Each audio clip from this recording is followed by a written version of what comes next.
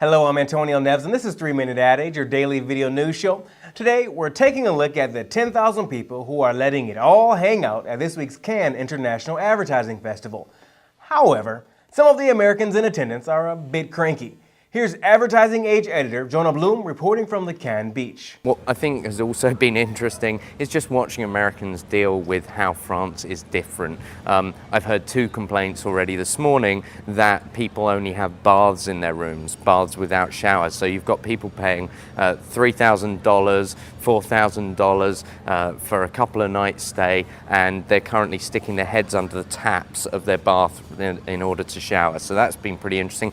Lots of complaints about the lack of Starbucks as well. There's a million places you can sit here, you can sit outside, have an espresso, talk to someone from a foreign country, feel terribly sort of civilized and like you're in the middle of some kind of cultural phenomenon, but you can't just carry around a cup of coffee. So we've got lots of Americans with caffeine issues, we've got lots of Americans with shower issues, and I think those are sort of minor subplots to this year's festival.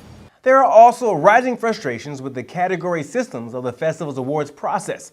Hot projects like HBO's Voyeur demonstrate how this system is seriously out of step with the new reality of today's advertising business. In the bars last night, what I was hearing from a lot of guys, even creative directors who used to formerly just work in TV, a lot of those guys were saying, frankly, today, as a client, you should want to win the Integrated Award. The Integrated Award should actually be the really big award here, because it's not about living in a category. Any great piece of work is going to morph across those different categories. It's going to involve consumers in different ways.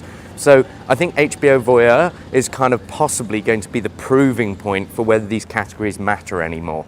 Which is not to say that the festival itself doesn't matter. Perhaps now, more than ever. You forget that lots of people work in these enormous global networks, these enormous global media companies, and this is the one time a year when they get to meet their colleagues. So, you witness the guy from the Helsinki office meeting the guy from the Venezuela office for the first time. They've worked together for 3 or 4 years, they've worked on numerous projects together in this global digital world, but this is the first time they actually get to meet face to face. So however cynical you might be, the fact is that if Cannes didn't exist, someone would probably invent it as a place where all those global people can get together and share ideas and so on. So I think in that respect, it's actually probably still a very, very important event. And that's it for this 3 Minute Ad Age. Thanks for being with us. I'm Antonio Neves at Advertising Age in New York.